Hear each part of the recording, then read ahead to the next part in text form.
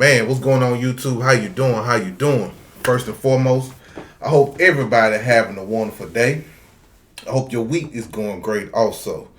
And my day going pretty good, y'all. I'm having a pretty decent day today, man. I ate. Shit, I finally ate. I've been hangry all day, you know what I mean? Then my dog, she done ate something she wasn't supposed to eat, so she just got that. It just been a long day with my dog, y'all. I promise. I love my dog. Now, y'all might hear her snoring in some of our videos, just so having she in the living room watching TV. But yeah, that's my day. Oh, then my son, he coming home from college, so I get to kick it with my boy, man. I be missing my son ever since he been out to college.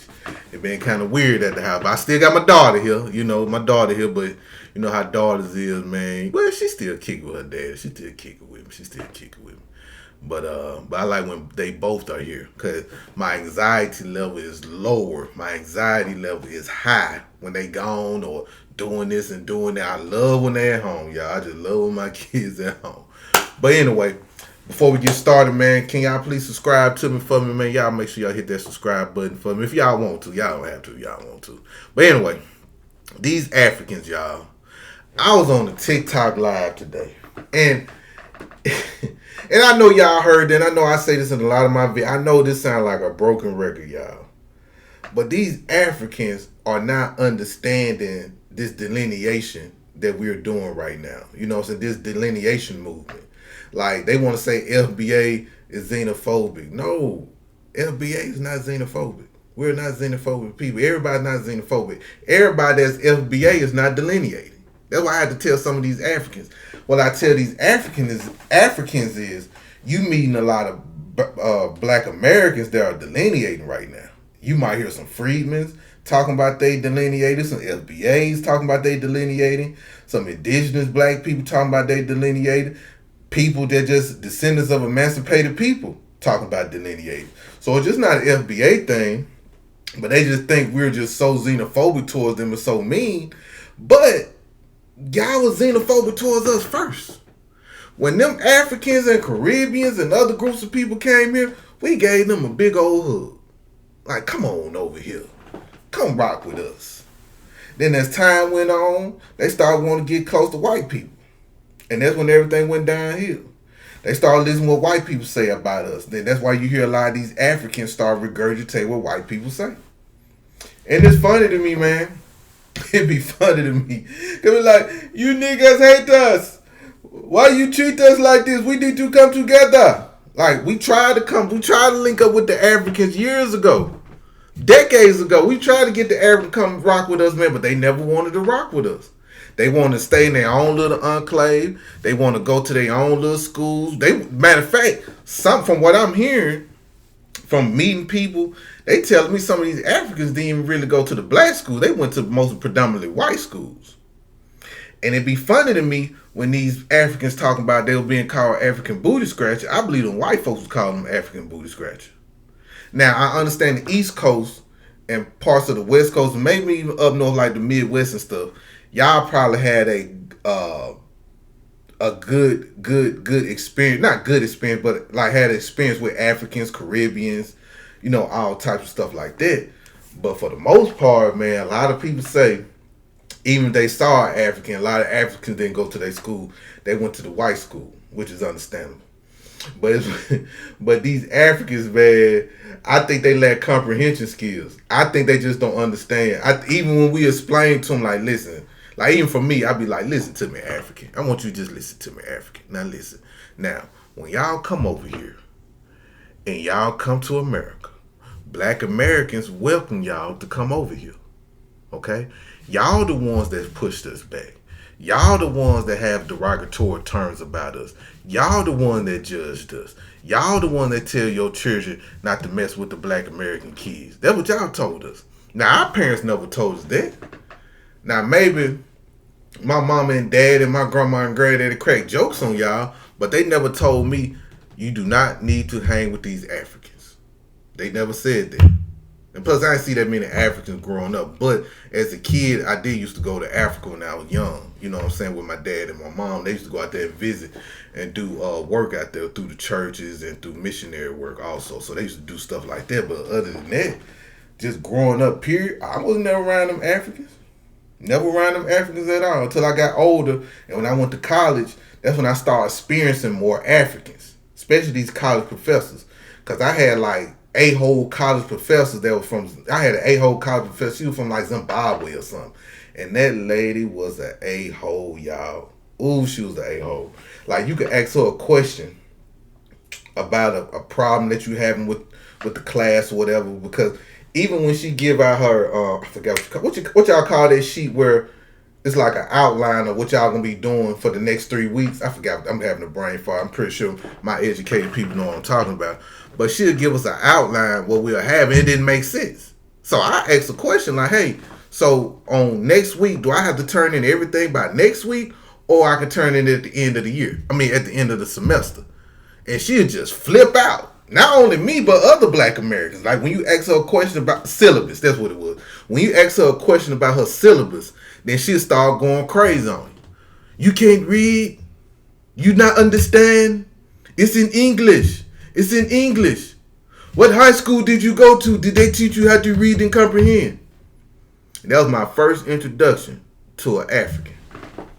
First introduction to an African. So after that, years passed, I ain't really been around no Africans or whatever. So I moved to Dallas, Texas. Moved to Dallas, Texas in 2011. I think I was like 27, 28 years old at the time when I moved here. And I was working at this place called Texas Instrument. And Texas Instrument had a whole bunch of Africans, man. I'm talking about a whole bunch of Africans and Caribbeans there.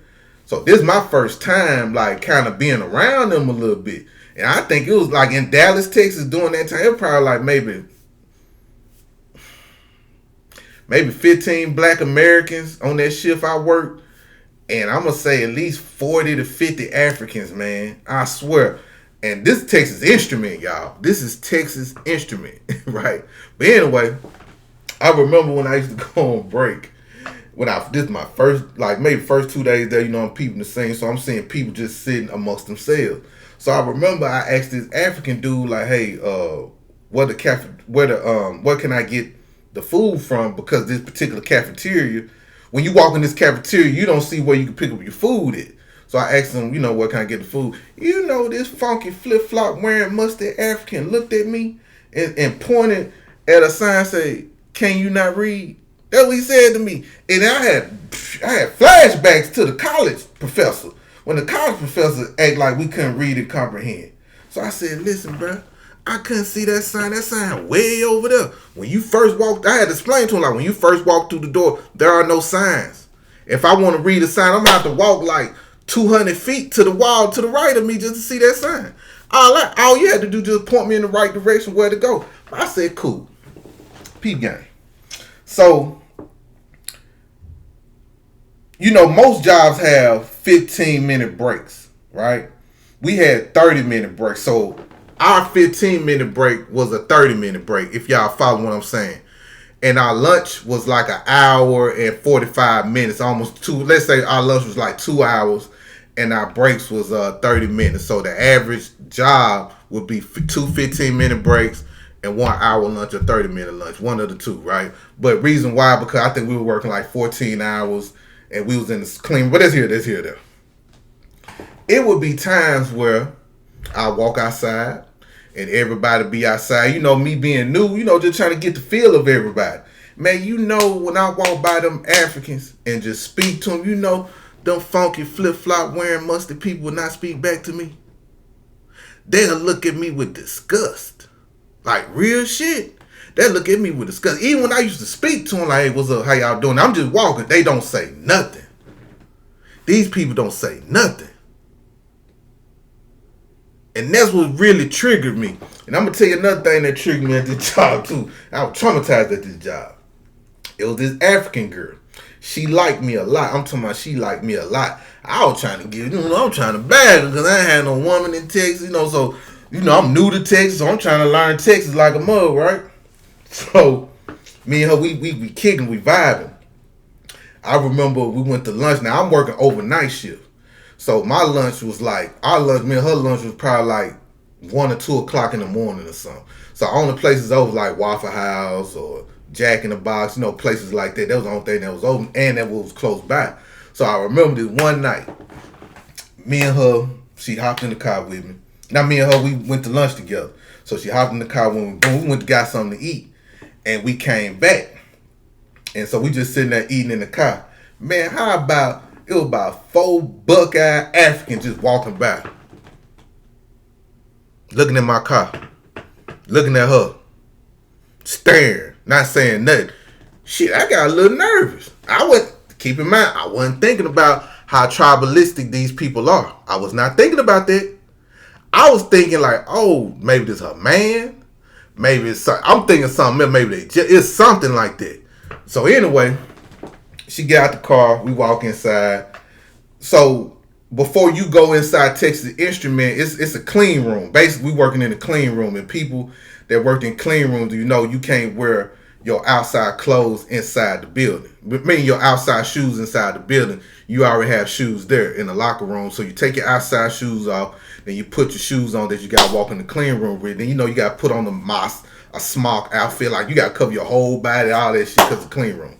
So we putting on my stuff or whatever. And I can see the Africans corner her in the corner and talking some boogaloo. You know that boogaloo language they be talking there. Yeah. That type shit, right? They were talking that to her, and she, doing like this. I'm like, damn, bro, like that must be a nigga or something. So, as I'm working, so I get to work, whatever, I put on my smock suit, walk in the clean room, and I'm sitting there, just doing my work, working on the machine, and I'm just thinking about like, damn, bro, this girl got a dude, man. I'm kind of feeling her, man. I'm thinking I'm about to, I'm gonna get to that. So, at the end of the shift, I tried to speak to her. This African woman kept walking. I said, okay, cool. I ain't gonna pressure you, baby. We at a job. I ain't trying to lose my job. I'm just moving here. I'm getting some money. Woo. Next day, I get to work. I go in. The girl's not in my section no more. Hold on. Let me say this. When I get to work, I walk by her station, her machine station. She wasn't there because usually when I walk in, I flirt with her a little bit and I keep going. But this particular day, she wasn't at her station. So I'm like, damn, where she at? So I said, well, maybe she off today. Maybe this, maybe that, whatever. So I go to my station, and one of the Black Americans came up to me like, man, they had a meeting today on day shift about, men and women going to lunch together at night and things be going on and stuff like that. I'm like, really? Like, yeah, they say it's causing an issue with people, blah, blah, blah, blah. Kinda, I was thinking they were talking about me, but I said, no, not really. But I kind of thought they was talking about me. But I said, well, it might be some other freaky things going on working that night shift at Texas Instrument that I don't know, So, boom. So, I go on my break, and I see her at the vending machine. You know what I'm saying? So I walked up to her. I said, hey, man, what's going on? Like, what's up? Like, you working today or you sick? What's going on? And she was like, well, one of the dudes, the manager, he was a funky-ass African, too. He was like, well, he said, I couldn't work there. I can't work in the section where you work in because they said it was causing conflict and I wasn't getting my job done and you weren't getting your job done because we be talking all the time. I said, what? I said, how we not getting our job done? And it take, let me tell y'all, explain this job right quick, y'all. We used to have, I forgot, I'm having a brain. It's been so long since I worked there. But it used to be these microchips, right? And these microchips be a big old circle. It take like an hour for that thing to cook up. So basically, that whole hour, we ain't doing that. We just sitting there waiting. You know what I'm saying?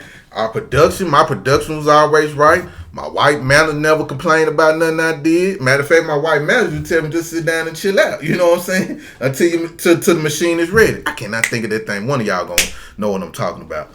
But anyway, I said, well, I'm finishing my work. I know you finished your work because you don't do nothing. You just check. You the person that inspect what we make. And you expect make sure everything's clear, make sure ain't no dust or anything on it. So like, what they talking about? So she was like, yeah, he just didn't feel right. He didn't want me to get in trouble. Woo, woo, woo. I said, all right, cool. Man. So I say about that following week, I get a call to go to the office. And The manager was like, so what's going on? I'm like, what you mean what's going on? I completely forgot about the Africans and everything.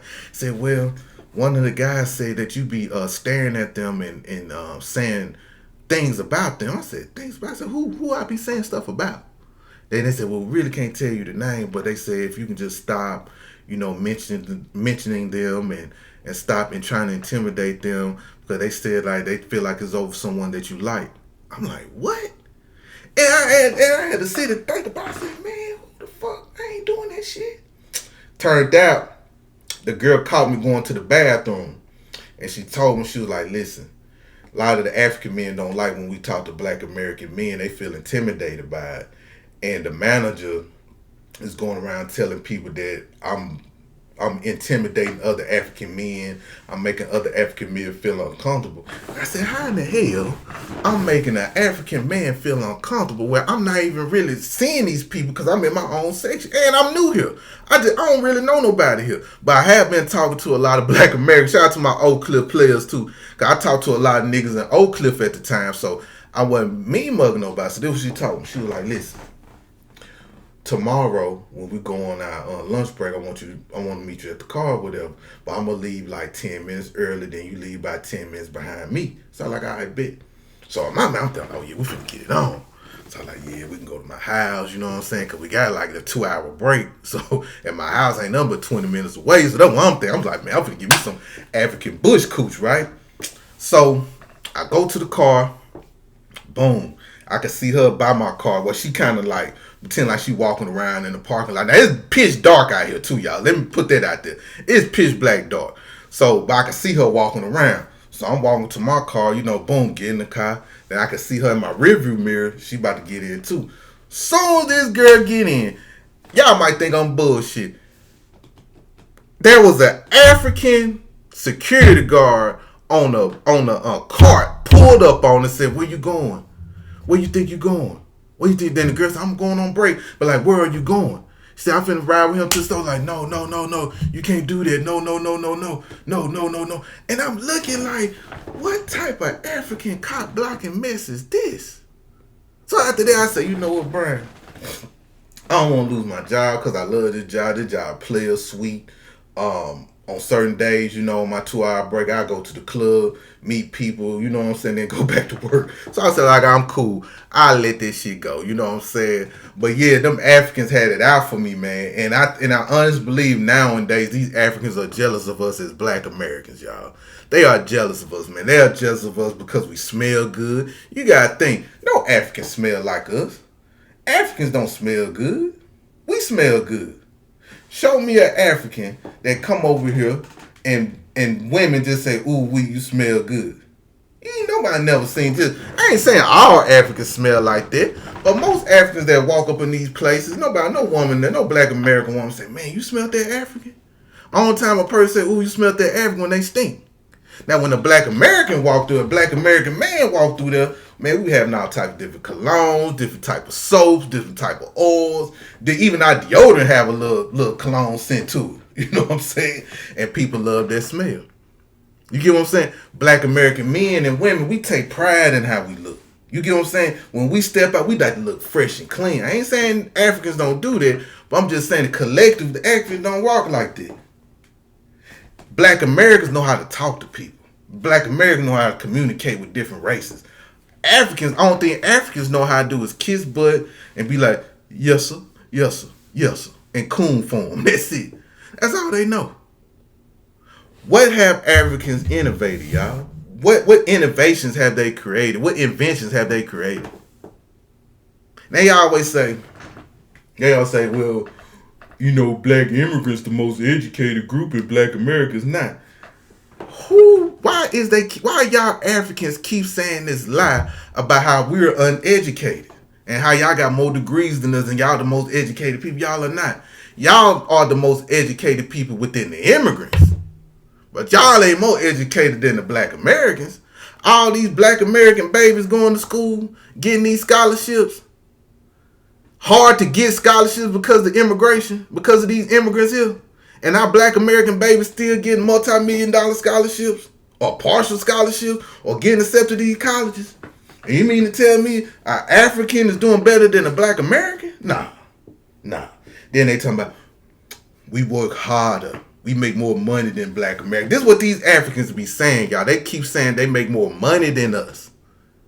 They always compare the low 5% of black people that's in poverty or not making that much money and stuff like that to they high percent Africans that make money. Y'all notice Africans never compare their high earners to our high earners.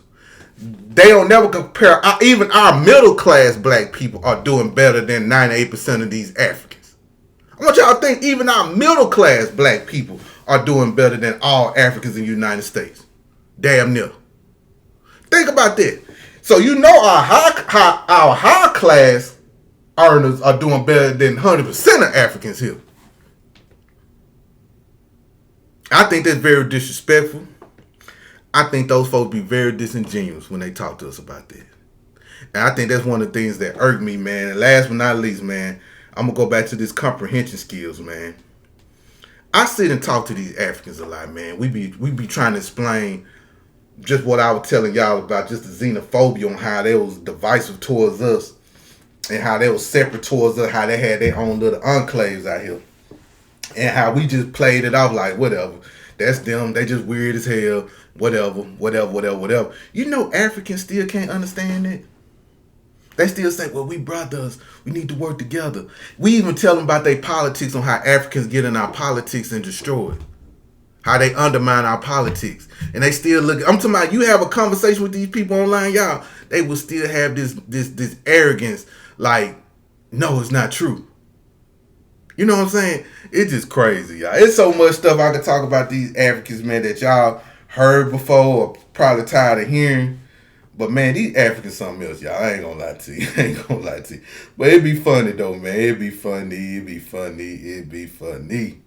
But anyway, I just tell y'all that, man. But anyway, listen, y'all, I appreciate the support. I appreciate the love, man. Salute everybody, man. Thank y'all so much, man. And I'm going to keep dropping videos, man, every day. I'm going to keep dropping videos as much as I can. And I just want to gain y'all trust, man, and hope y'all come mess with me, man. You know, I'm going to do better with my word. I know I say, this is what I was listening to the other day. I say, you know what I'm saying? You get what I'm saying? You know what I mean? I say those three a lot, so I'm going to try to work on not saying that a lot also. See, I be paying attention, man. But anyway, y'all be safe. I love y'all so much. I love y'all. Thank you.